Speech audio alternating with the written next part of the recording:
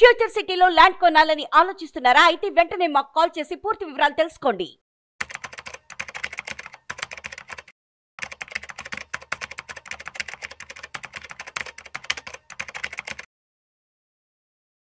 చక్రధర్ గారు నమస్తే సార్. నమస్తే అండి sir, welcome to Vishnu talks. Thanks అండి.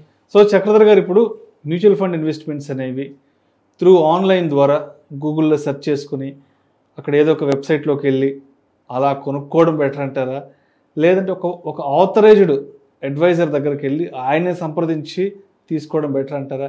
ఏంటి అసలు ఇక్కడున్న లాభ నష్టాలు ఏంటి? మనం త్రూ ఆన్లైన్లో వెళ్ళి తీసుకుంటే మనకున్న లాభ నష్టాలు ఏంటి? అండ్ అదేవిధంగా ఒక ప్రాపర్ అడ్వైజర్ని సంప్రదించి వారి సలహా మేరకు ఇన్వెస్ట్ చేస్తే ఉండే లాభ నష్టాలు ఏంటి? ఇది చాలా మంచి క్వశ్చన్ అడిగారండి. మాకు రోజు చాలా కాల్స్ వస్తున్నాయి. ఈ మధ్య మార్కెట్ బాగా పట్టడం చూసారు మీరు. లాస్ట్ 1.5 year నుంచి చాలా బేర్ మార్కెట్ వచ్చింది. సో ఈ బార్ మార్కెట్లో ఏంటంటే మనం ఎట్లయితే మనం బాగా వయా మీడియాగా చెప్తున్నామో అడ్వైజర్స్కి ఇన్వెస్టర్స్కి అవేర్నెస్ ఇస్తున్నామో, కొంతమంది నాకు కాల్ చేస్తున్నారు. చేస్తే సార్ మేము ఆన్లైన్లో కొంత ఇన్వెస్ట్మెంట్ చేసాము, 1 lakh 2 lakhs ఇన్వెస్ట్మెంట్ చేసాము, మాకు దాన్ని అమ్మడం అర్థం కావట్లేదు, ఎలా అమ్మాలో అర్థం కావట్లేదు, కొంచెం గైడ్ చేయండి అంటున్నారు.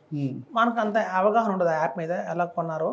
చూడండి, ఆన్లైన్లో అనేసరికి ఏమవుతుంది మనకి, ఎస్పెషల్లీ ఈ యాప్స్ ఏవైతే ఉంటాయో వాటికి ప్రాపర్గా బ్రాంచెస్ అలాంటివి ఉండవు అనమాట. డైరెక్ట్గా ఎక్కువ అసలు ఎందుకు వెళ్తారు ఆన్లైన్లో? డైరెక్ట్ ప్లాన్స్ ఉంటాయి ఆన్లైన్లో, అయితే డైరెక్ట్ ప్లాన్స్ ఉంటాయి. మనం ఒక వయా మీడియేటర్ ఎవరైతే ఉంటారో అడ్వైజర్ వాళ్ళని అవాయిడ్ చేయొచ్చు. అంటే రెగ్యులర్గా వెళ్తే అడ్వైజర్ని అవాయిడ్ చేయొచ్చు, ప్లస్ ఆ ఎక్స్పెన్స్ రేషియో కూడా తగ్గుతుంది. ఒక 1% ఎక్స్ట్రా మిగులుతుంది, తద్వారా మనకి చాలా లాభం వస్తుంది అనుకుంటారు. కానీ ఇక్కడ చూస్తే సమస్యలు చాలా ఉంటాయండి. నేను చెప్తాను వివరంగా. ఇప్పుడు మనకి 1% ఎక్స్ట్రా రిటర్న్ ఇచ్చినందువల్ల అడ్వైజర్కి, ఆ అడ్వైజర్ ఒకడే ఉండడండి. ఇప్పుడు సపోజ్ నేషనల్ వైడ్ డిస్ట్రిబ్యూటర్స్ తీసుకుందాం, ఎన్జీ ఇండియా కావచ్చు, ప్రుడెంట్ కార్పొరేట్ కావచ్చు, వెల్దీ కావచ్చు, ఇవన్నీ కూడా ఏంటంటే చాలా బ్రాంచెస్ ఉంటాయి. అక్రాస్ ఇండియాలో 108 బ్రాంచెస్ ఉంటాయి. ఆ 108 బ్రాంచెస్లో మీకు branch manager, assistant branch manager, regional manager, operation staff ఇంతమంది ఉంటారు ఒక సపోర్ట్ చేయడానికి. ఇప్పుడు చాలా మందికి తెలియని ఏంటంటే మ్యూచువల్ ఫండ్స్లో ఇప్పుడే 2022 తర్వాత ఎక్కువ మంది ఇన్వెస్ట్మెంట్ చేయడం మొదలుపెట్టారు. గతంలో 2015 నుంచి ఇన్వెస్ట్మెంట్ చేసిన వాళ్ళ పరిస్థితి ఏంటంటే తెలియదు వాళ్ళకి. చాలా నా ప్రాబ్లమ్స్ కూడా ఉంటాయండి. ఫర్ ఎగ్జాంపుల్ చెప్తాను, రోజుకి 1 కోటి మంది ట్రావెల్ చేస్తారు. ఇండియా మొత్తం 1 కోటి మంది తిరుగుతారు. అలా 1 కోటి మంది తిరిగినప్పుడు అందులో వేలల్లో యాక్సిడెంట్లు జరుగుతాయి, 100లో ఆన్ స్పాట్ డెత్ అవుతారు, చచ్చిపోతారు. మనకి కోట్లలో తిరుగుతున్నప్పుడు 100లో పోతున్నారు కాబట్టి మనకు తెలియదు ఎంతమంది పోతున్నారు, ఎక్కడ పోతున్నారు తెలియదు, కానీ జరుగుతున్నాయి. అలాగే మ్యూచువల్ ఫండ్స్లో ఏమవుతుందంటేనండి, మనం కొన్ని లక్షల ట్రాన్సాక్షన్స్ ఎవ్రీడే జరుగుతాయి. కొంతమంది ఎస్ఐపీలు కొనేవాళ్ళు ఉంటారు, ఎస్ఐపీలు స్టాప్ చేసేవాళ్ళు ఉంటారు, కొంతమంది బై చేసేవాళ్ళు ఉంటారు, కొంతమంది సేల్ చేసేవాళ్ళు ఉంటారు, రకరకాలుగా ఉంటారు. ఇప్పుడు చాలామందికి కొంతమందికి అందులో వచ్చే ప్రాబ్లమ్స్ ఏంటంటే 50,000 రూపీస్ ఎస్ఐపీ వేస్తున్నారు అనుకోండి, మనం 5 fundsలో ఎస్ఐపీ వేస్తాం. 5 fundsలో ఎస్ఐపీ వేస్తున్నప్పుడు అమౌంట్ 50,000 మన బ్యాంక్లో కట్ అవుతుంది. కానీ నెక్స్ట్ డే కల్లా యాప్లో ఓన్లీ 3 funds కనిపిస్తాయి, 2 funds కనిపించవు. అది ఒక గ్లిచ్ వస్తుంది అనమాట. సో అదేంటి, నాకు కట్ అయింది 50,000, కానీ యాప్లో 3 కనిపిస్తున్నాయి. మనం కాల్ చేయాలి కస్టమర్ కేర్కి. కస్టమర్కి కాల్ చేయగానే మీరు హిందీ అయితే 1 నొక్కండి, ఇంగ్లీష్ అయితే 2 నొక్కండి, తెలుగు అయితే 3 నొక్కండి అని చెప్పుకుంటూ పోతుంది తప్ప మీ సమస్యని పరిష్కారం కాదు. మీరు ఎంతో కష్టపడి టెలికాల్ రీచ్ అవుదామన్నా కూడా లైన్స్ అన్ని బిజీగా ఉన్నాయి, వెయిట్ చేయమంటుంది. మీరు అలా 3 నిమిషాలు వెయిట్ చేయగానే ఆటోమేటిక్ కాల్ కట్ అయిపోతుంది. సో మీ టెన్షన్ పెరుగుతుంది. సో ఇది కొనేటప్పుడే కాదు, ఈవెన్ అమ్మినప్పుడు కూడా ఒక 5 lakhs రిడమ్షన్ పెట్టారనుకోండి, అందులో 5 or 6 funds ఉంటాయి. అందులో 3 funds తాలూకు అమౌంట్ త్వరగానే వస్తుంది, ఇంకో 3 funds ఎవరికి రావు. సో ఇవన్నీ కూడా మనకి ఏంటంటే ప్రాబ్లమ్స్ అనేవి చాలా ఉంటాయి. అప్పటిదాకా ఆ ప్రాబ్లం వాళ్ళకి రానప్పుడు తెలియదు ఇలాంటి ఒక ప్రాబ్లం వస్తుంది అని చెప్పి. మేము ఇన్నేళ్ళ నుంచి ఇందులో ఉన్నాం కాబట్టి ఒక ఐడియా ఉంటుంది ఎట్లాంటి ప్రాబ్లమ్స్ ఇందులో వస్తాయి అని చెప్పి.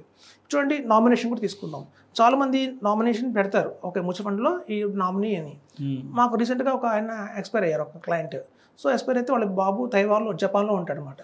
సో జపాన్లో ఉన్నప్పుడు నాకు ఫోన్ చేశారు, ఇలా మా నాన్నగారు మీద ఇన్వెస్ట్ చేశారండి, నేను నామినీగా ఉన్నాను అని చెప్పి. సో వాళ్ళ ఫాదర్ పేరు మీద ఉన్న మ్యూచువల్ ఫండ్స్ అన్ని ఆ బాబు పేరు మార్చడానికి మాకు 1 month పట్టింది. ఏది నేను ఒక అడ్వైజర్గా ఉండి నా వెనకాల పెద్ద టీం ఉంటే ఎంత కష్టపడితే 1 month పట్టింది. ఎందుకంటే నామినీ ఇవ్వగానే సరిపోదు, మీరే నామినీని ప్రూఫ్ చేసుకోవాలి. అక్కడ మీ ఐడి కార్డ్ ఇవ్వాలి, మీ అడ్రస్ ప్రూఫ్ ఇవ్వాలి, మీ చెక్ ఇవ్వాలి, మీ బ్యాంక్ డీటెయిల్స్ ఇవ్వాలి. అవన్నీ ఇచ్చిన తర్వాత ఆ యూనిట్స్ మీ మీద ట్రాన్స్ఫర్ అవ్వాలి.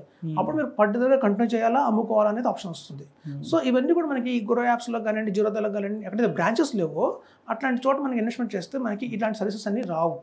సో ఇప్పుడు చూడండి, మనం 25 lakhs పెట్టి కారు కొన్నాం అనుకోండి, 25 lakhs పెట్టి మనం కారు కొంటే దానికి 20,000 ప్రీమియం కడతాం, ఇన్సూరెన్స్ తీసుకుంటాం.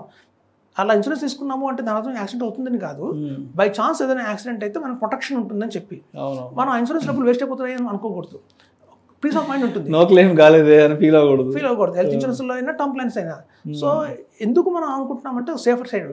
సో మనకి ఇక్కడ 1% ఎక్స్ట్రా ఎక్స్పెన్స్ రేషియో పోయినా కూడా రేపు పొద్దున నాకు ఏమైనా సపోజ్ నా నామినీకి హ్యాపీగా ఉంటుంది, ఆ యూనిట్స్ అన్ని వాళ్ళు ట్రాన్స్ఫర్ అవుతాయి. రేపు పొద్దున నాకు ఏదైనా ప్రాబ్లం వచ్చి, ఇప్పుడు చూడండి నేను ₹1,00,000 సంపాదిస్తున్నాను నెలకి, ఒక 5,000 ఎస్ఐపి నేను ఆన్లైన్లో వేస్తే నాకు పెద్ద ప్రాబ్లం రాదు. నా ఇన్కమ్ ఎక్కువ, నా సేవింగ్ తక్కువ. ఎప్పుడైతే గణనీయంగా పెరిగి రేపు పొద్దున 50 లక్షలు అయింది అనుకోండి వాల్యూ, నా ఇన్కమ్ ₹1,00,000 నెలకి అంటే 12 లక్షలు. నా ఆదాయానికి మించి 4 రెట్లు ఇన్వెస్ట్మెంట్ ఉన్నప్పుడు నిద్ర పట్టదు. ఆయనకి అలా ఉంది, అది ఎవరిని చూసుకోవడానికి ఎవరు ఉన్నారా. ఎప్పుడైనా మన ఆదాయానికి తక్కువ అమౌంట్లో ఇన్వెస్ట్మెంట్ చేసేటప్పుడు మనకు ఆ టెన్షన్ రాదండి. మేము చూస్తున్నాము మా దగ్గర హైయెస్ట్ క్లయింట్, ఇప్పుడు నా చూడండి నా దగ్గర నెంబర్ ఆఫ్ క్లయింట్స్ రాసుకుంటాం. అట్లయితే నా నెంబర్ 1 క్లయింట్ అంటే నా దగ్గర ఎక్కువ ఎవరు ఇన్వెస్ట్మెంట్ చేశారు అని చూసుకుంటే, ఫస్ట్ కస్టమర్ 6 కోట్లు పెట్టాడు నా దగ్గర, రెండో కస్టమర్ 4 కోట్లు, తర్వాత 3 కోట్లు, 1 కోటి ఉన్న వాళ్ళు 50 మంది ఉన్నారు. సో ఇట్లా వాళ్ళు మరి వాళ్ళు ఆలోచించుకోవచ్చు కదా, ఎందుకు నేను చక్కగా ద్వారా వెళ్ళాలి, 6 కోట్లు పెడుతున్నారంటే 6 కోట్ల మీద ఎంత 1% పెద్ద అమౌంట్స్ కదా అని వాళ్ళు అనుకోవచ్చు కదా. అని అనుకోరు వాళ్ళు. ఎందుకంటే నాకేమైనా నా కుటుంబానికి రేపు పొద్దున్న ఇది క్షేమంగా సేఫ్గా తీసుకెళ్ళడానికి ఒక అడ్వైజర్ ఉన్నాడని ధీమాలో వాళ్ళు ఉంటారు. ఏదైనా రాంగ్ చేస్తున్నానా, నా ఇన్వెస్ట్మెంట్లో ఏదైనా రాంగ్ జరిగినా కరెక్ట్ చేయడానికి వీడు ఒక అడ్వైజర్ ఉన్నాడని చెప్పి భరోసాగా ఉంటారు. అంటే మార్కెట్లో ఏదైనా వాలటాలిటీ వచ్చినా ఫండ్స్ రీబ్యాలెన్స్ చేయడం కానీ చర్నింగ్ చేయడం కానీ అంతా అడ్వైజర్ చూసుకుంటారు కదా. అందుకనే వాళ్ళు అంత పెద్ద అమౌంట్స్ పెడుతున్నారు ధైర్యంగా.